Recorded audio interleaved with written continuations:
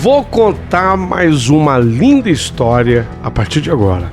Só que eu quero fazer antes um pedido para você. Se inscreva no canal. É um gesto tão simples para você e tão significativo para o canal. Entra no canal, se inscreva, curta, põe o teu joinha, acione o sininho. Para nós isso é muito importante. O canal ganha força e muito mais histórias a serem contadas. Por favor, se inscreva no canal.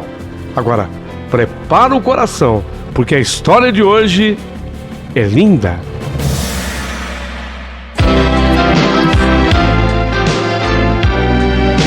Rádio Emoção. Paulinho Boa Pessoa.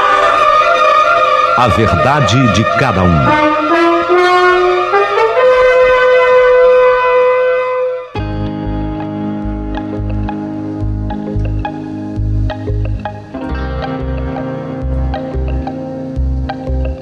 Meu querido amigo Paulinho Boa Pessoa, eu quero começar o meu relato fazendo uma pergunta para quem estiver ouvindo. Você conhece alguém mais, além dele, Jesus, capaz de escrever certo por linhas tortas? Não? Então eu também não conheço. Mas eu confesso que por muito tempo na minha vida eu duvidei disso. Duvidei de tanto ver a injustiça, a dor, o sofrimento espalharem-se feito uma doença, feito um câncer. Afinal de contas, eu me perguntava às vezes, onde está a famosa justiça divina? Mas hoje é noite de Natal. E na noite de Natal estamos numa grande festa que sempre dou nessa ocasião. É hora de abrirmos os presentes, é o momento mais esperado da noite.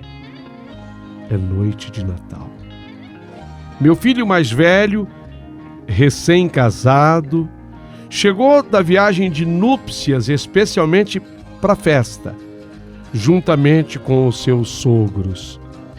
Meu filho caçula e a minha filha estão um pouco chocados devido aos acontecimentos que eu vou narrar a partir de agora. Mas, ao mesmo tempo, estão ansiosos, como todos nós, pelas surpresas que receberemos de presente ainda essa noite. Mas, vamos aos fatos. Sou médico. E como médico trato de pessoas, mas aos poucos passei a acreditar mais na medicina do que em qualquer outra coisa que possa ser explicada à luz da ciência. Por conta dessa falta de fé, eu fui contaminando sem perceber a minha família inteira. E devido a essa contaminação, meus filhos acabaram também afetados. 2 rapazes e uma moça. Meus filhos foram crescendo acreditando que não valia a pena fazer esforço ou esforços pessoais para melhorar as coisas. Ela, principalmente ela, a minha filha, era mais intolerante com as camadas sociais menos favorecidas. Então eu mandei essa minha filha para o Canadá. Num intercâmbio cultural, ela viveu lá no Canadá por 1 ano. Depois disso, por livre e espontânea vontade, ela resolveu ficar por lá por mais 4 anos. Então, ao todo, 5 anos de Canadá. Quando, enfim, ela regressou, eu percebi que nada havia mudado no seu comportamento. Até o contrário. O contato com uma cultura mais evoluída acabou por deixar na minha filha ainda mais marcas de falta de humanidade. Ela ficou menos humana do que já era. Mesmo eu, que nunca fui lá um sujeito engajado em questões sociais, eu achava que a minha filha estava exagerando. Ela exacerbava de vez em quando em suas opiniões de apoio a certas formas de racismo. A minha filha estava mais racista do que nunca. a exclusão social. Olha, não vale a pena comentar aqui os seus argumentos, todos técnicos e lógicos, com os quais ela defendia suas ideias. A verdade é que eu comecei a me preocupar seriamente com o desenvolvimento da personalidade da minha filha.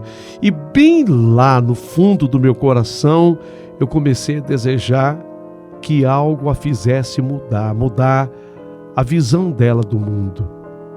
Mas eu sabia também que nada a faria mudar nas suas ideias.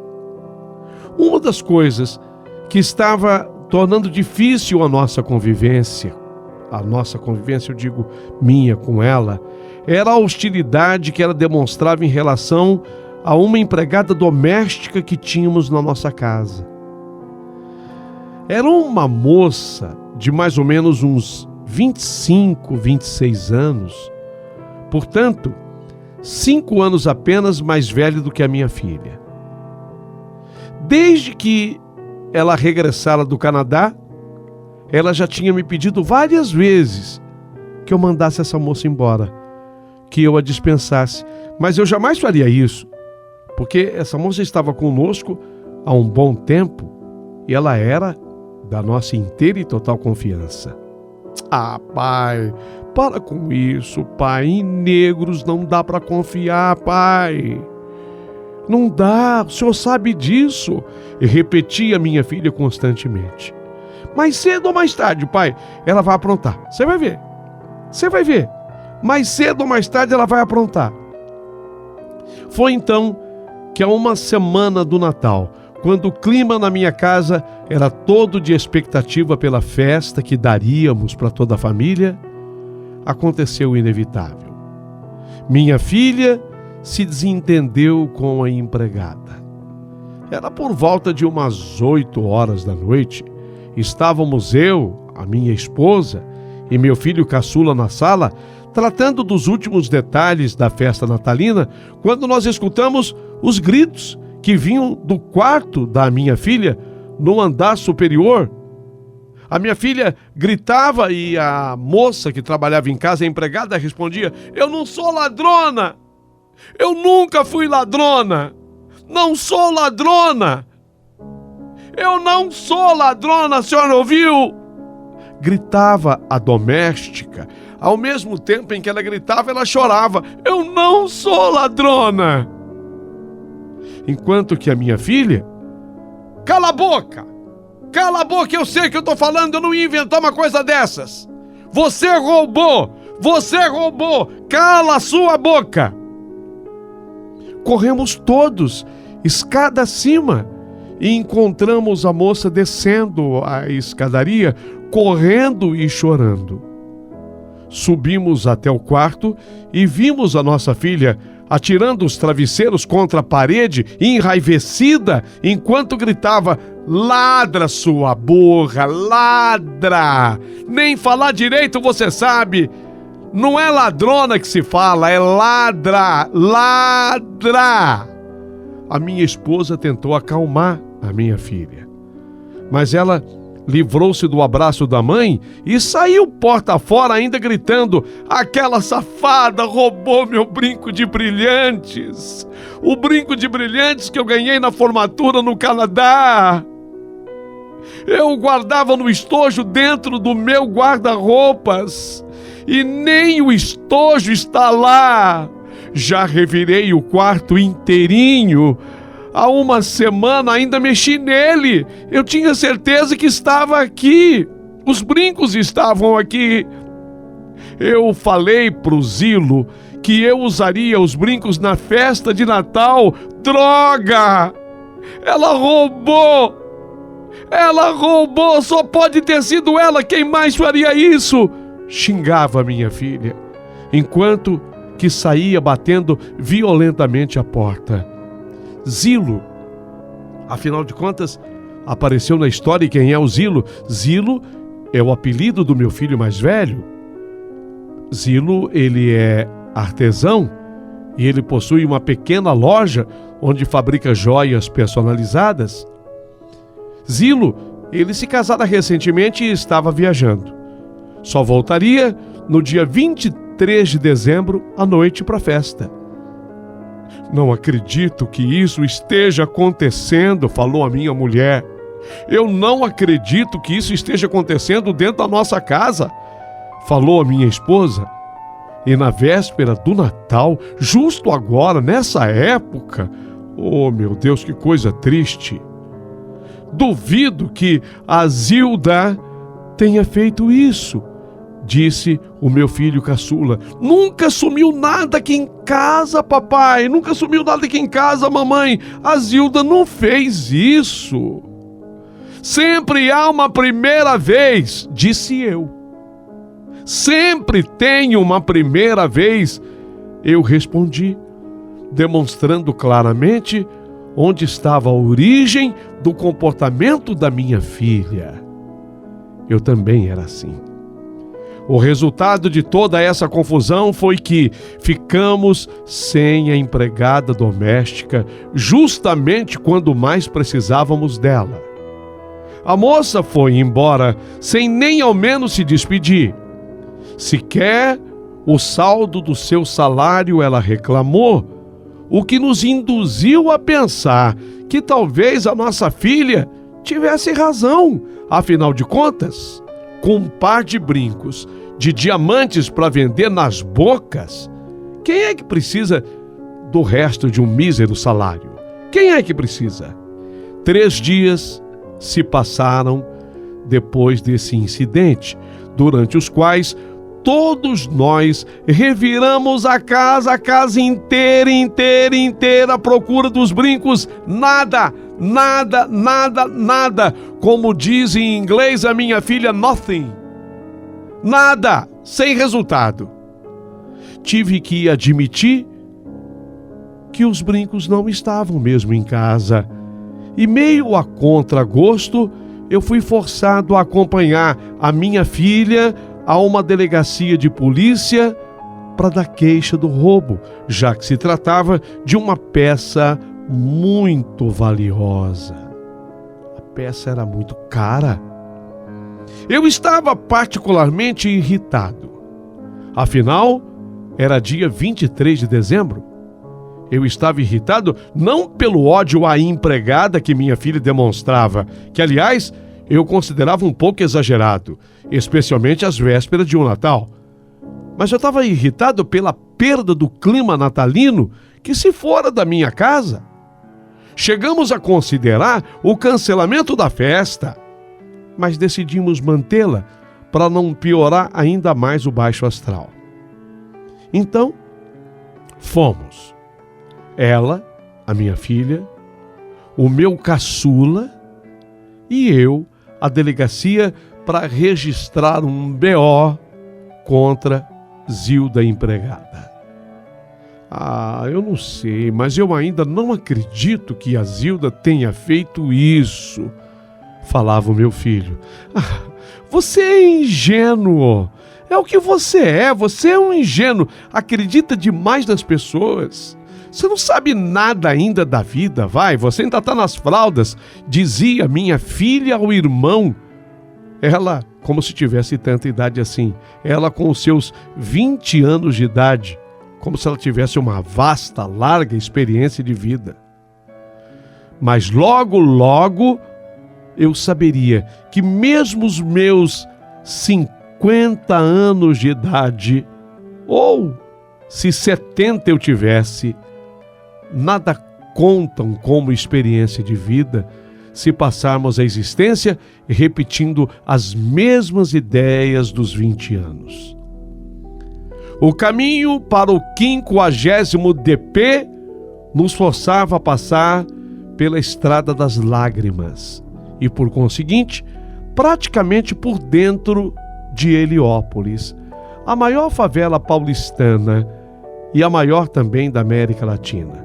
Nossa, eu detesto esse caminho, falou a minha filha. É pobreza por tudo que é lado.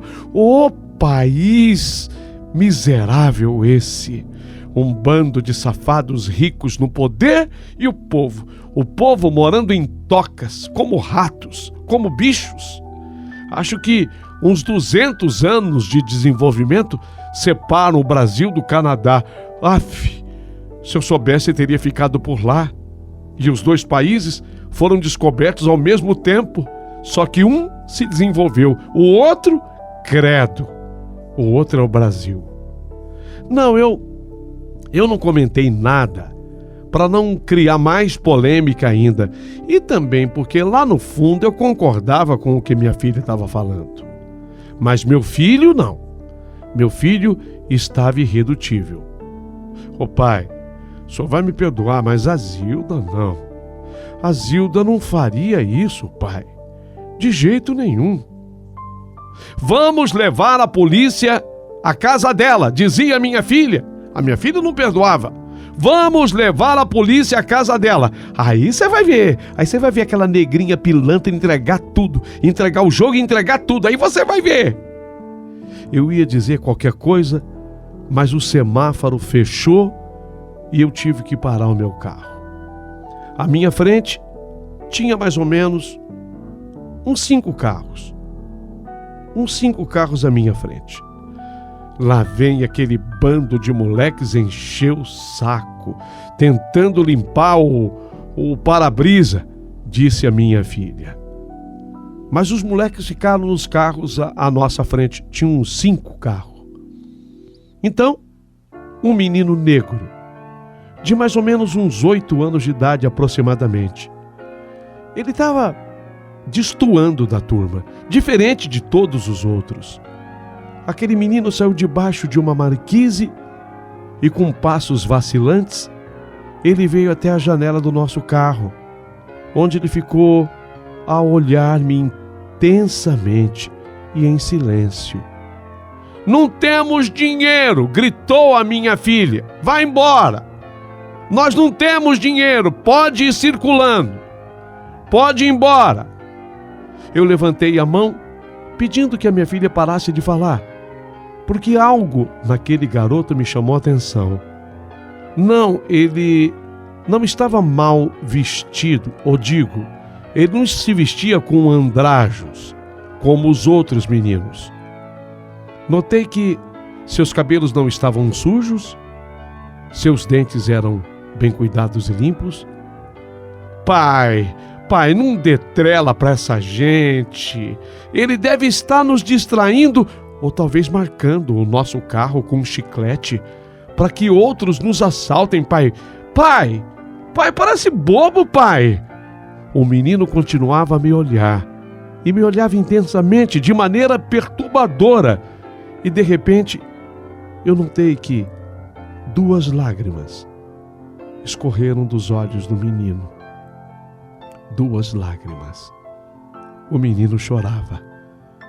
Aquilo, por incrível que pareça, me tocou o coração. E eu falei: Oi, o que você quer? Eu olhei para o menino. O que você quer? Eu perguntei, enquanto eu olhava em volta para ver se, de fato, a minha filha não teria razão, se haveria algum assaltante. O menino, então, baixou aquele olhar que me queimava a alma e, entre soluços, falou: Eu não sei pedir esmola. A minha mãe nunca me deixou fazer isso. E por que você está fazendo? Eu perguntei para ele. Porque ela me pediu. A minha mãe me pediu, ela está doente. A minha mãe não consegue caminhar. E nós não temos dinheiro nenhum. Eu voltei a analisar o garoto. Ele calçava sapatinhos e meias limpas. Sua camiseta trazia uma foto da seleção brasileira de futebol. Essas camisetas não eram baratas, como também não era barata a bermuda com grandes bolsos que ele usava. Sua mãe cuidava bem dele, sem dúvida. Não deviam ser assim tão pobres, tão miseráveis. Mas a menção à doença despertar o meu instinto médico. E ele falou mais alto. O semáforo abriu e, intrigado, eu fiz então uma coisa inexplicável e disse sem pensar direito nas minhas palavras: vem cá, por favor, entra aqui no carro. Vem cá, entra aqui no carro, por favor. Pai, você enlouqueceu, pai. Pai, você ficou louco? Fica quieta, por favor. Fica quieta. Eu falei para minha filha: fica quieta, por favor. Esse garotinho não é mendigo, não é ladrão. Entra aqui, por favor, tô te chamando. Vamos ver sua mãe. O garoto enxugou as lágrimas com as costas das mãos. Entrou no carro, sentando-se no banco de trás, ao lado do meu filho. E eu perguntei: onde você mora? Naquela rua, apontou o menino. Pai, isso é um golpe, pai. Pai, vão nos assaltar, pai, gritou a minha filha em pânico. Pai, que trouxa que você é! Parece que nasceu ontem, vão nos assaltar! Por via das dúvidas, passei direto pela rua que o garoto apontou e dei uma longa volta de várias quadras, chegando ao local onde ele morava, mas pelo outro lado da rua. Sei lá que estranha força me obrigava a correr esse risco desnecessário. Desembarcamos. Eu, meu filho, e seguimos o garotinho rua acima. A minha filha, decidida a ficar no carro, mas o medo de ficar sozinha foi maior e logo ela estava a caminhar e resmungando ao nosso lado: pai, você ficou louco. Pai, você tá maluco. Pai, onde você tá se metendo? Pai, dentro da favela. Pai, você tá louco. Dentro da favela. O garotinho nos levou por uma servidão, um estreito caminho que, margeando um muro antigo, ligava a rua aos fundos de uma casa velha. Chegamos então a um pequenino átrio, sem nenhum atrativo, mas bem cuidado. No canto do terreno havia uma meia-água feita de tijolos sem argamassa, uma cozinha e um quartinho. Separados por uma cortina de plástico vermelho, era tudo no que consistia a casa. Havia louças sujas numa pequenina pia, mas no geral as coisas estavam relativamente em ordem. Eu estava surpreso com a pobreza do local, mas também com o cuidado e a ordem que as coisas na casa estavam. Perguntei para o menino: onde está tua mãe? Cadê a sua mãe? Sem responder, o garotinho, ele puxou a cortina, afastou a cortina e apontou para uma cama onde dormia uma pessoa coberta com um grosso cobertor apesar do calor. Com o instinto médico à flor da pele, eu percebi que a coisa era séria. Entrei no quarto, acompanhado de minha filha, porque pedi que o caçula ficasse do lado de fora, cuidando do menino do garotinho. A mulher estava deitada de lado, de costas para nós, e respirava pausadamente com o rosto iluminado pela luz que vinha da pequenina janela. Ajudado por minha filha, virei-a sobre a cama. E quando eu virei a mulher sobre a cama, a minha filha deu um grito e recuou como se tivesse visto um fantasma. A mulher sobre a cama: é a Zilda, pai! Pai, é a Zilda! A mulher sobre a cama era a Zilda. Meu Deus! Era a Zilda, a nossa ex-empregada doméstica. Em sua mão direita ainda tinha a gilete com a qual cortar o pulso esquerdo. Arranquei o cobertor de cima da Zilda e vimos a grande mancha de sangue que empapava os lençóis. Baixei rapidamente o banco do carro. Gritei instantaneamente para o meu garoto que esperava fora da casa. É uma emergência! É uma emergência! Ela cortou os pulsos! É uma emergência!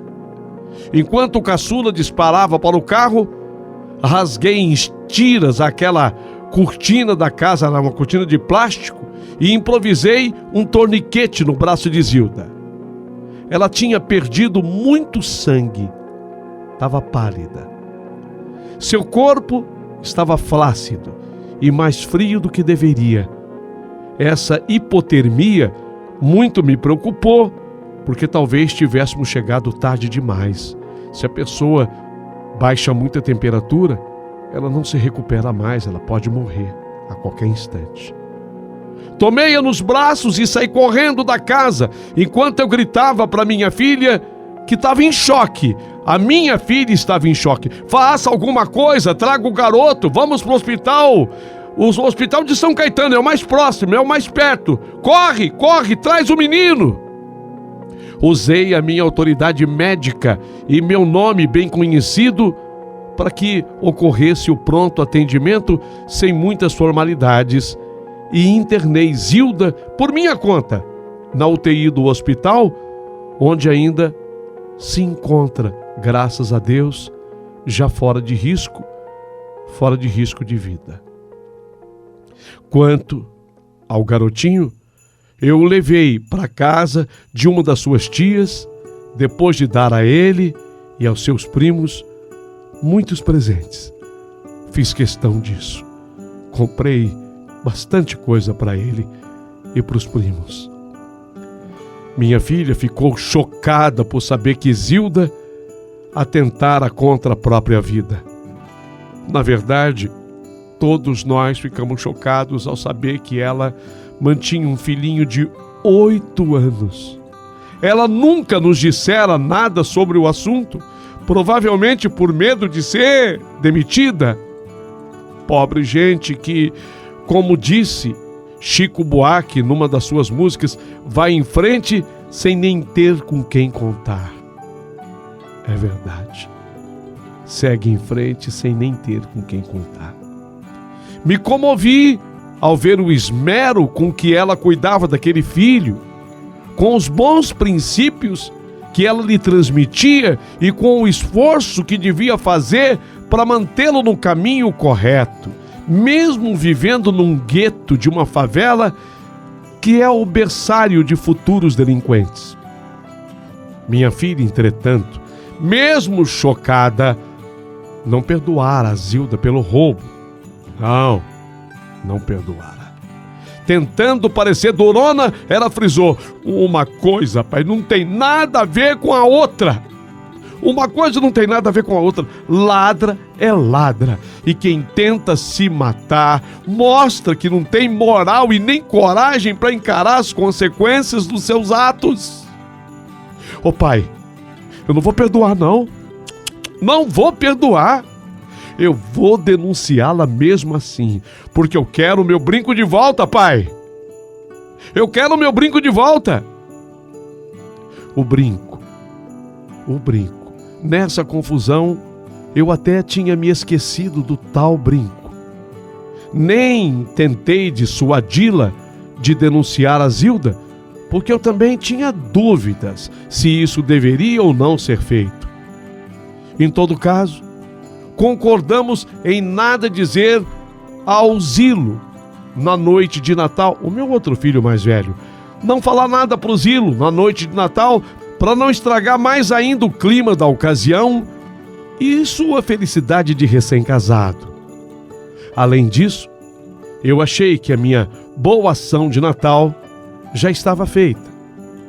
Mas sabe-se lá quão poderosos são os mecanismos que entram em funcionamento para ensinar-nos as grandes lições da vida.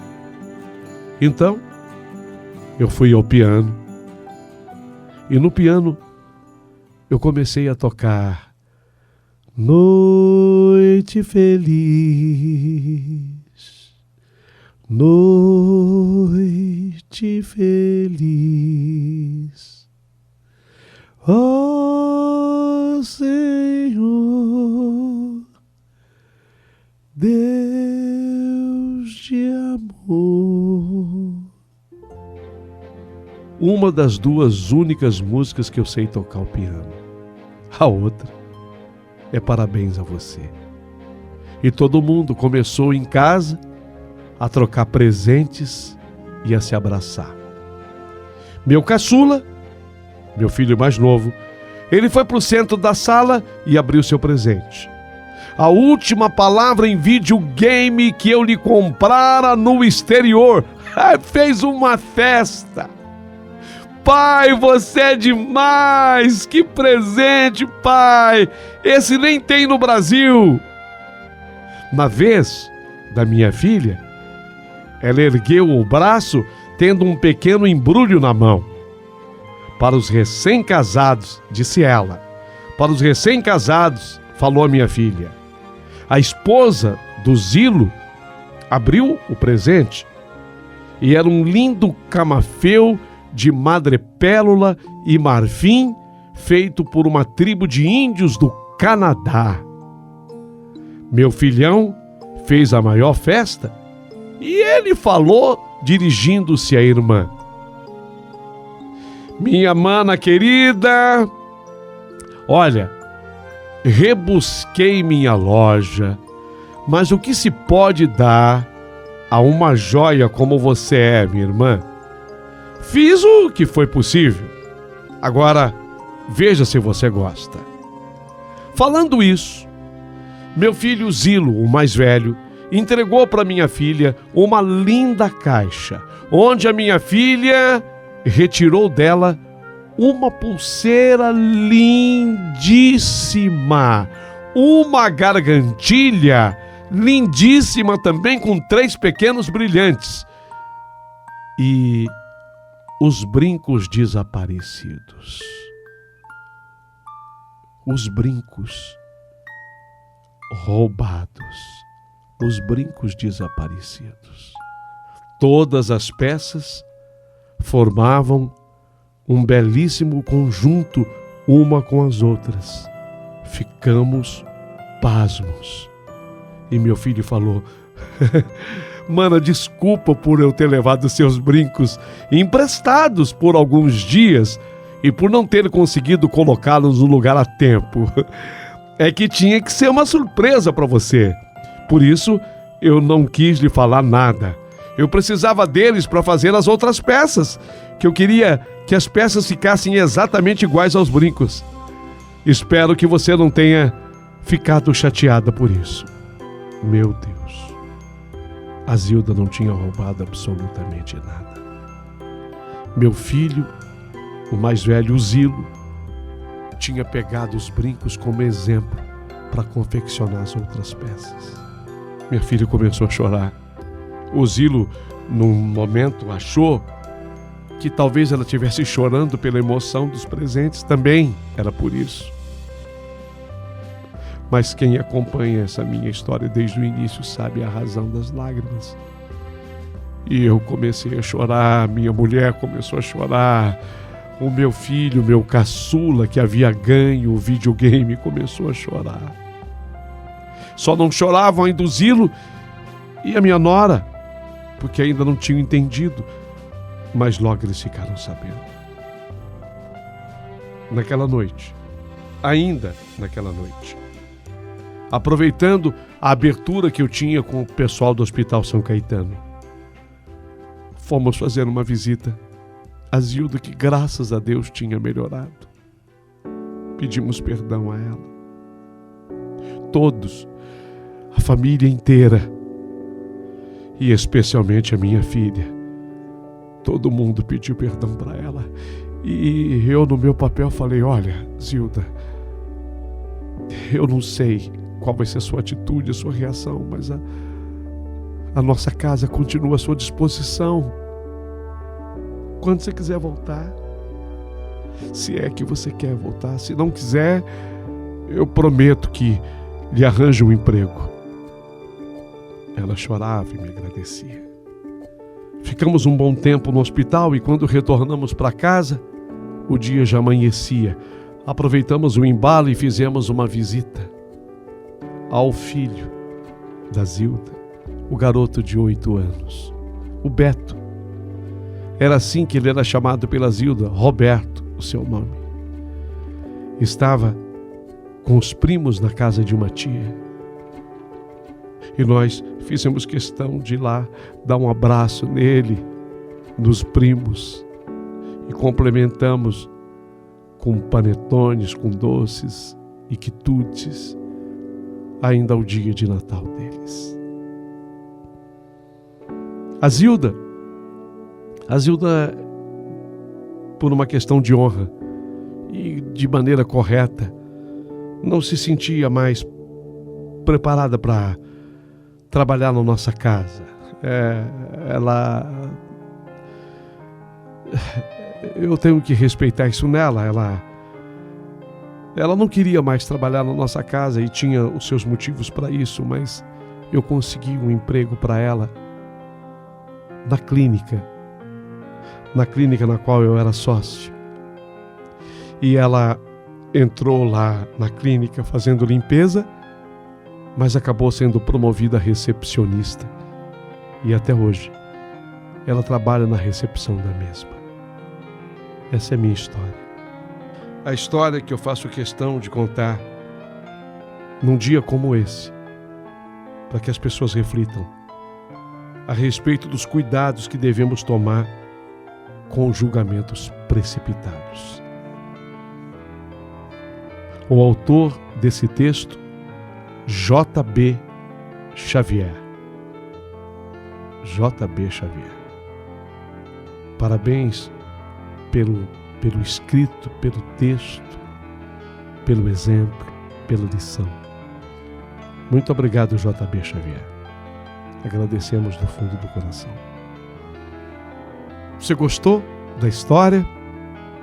Se gostou, aproveita e curta aqui no nosso canal. Aproveita também e se inscreva no canal do Paulinho Boa Pessoa.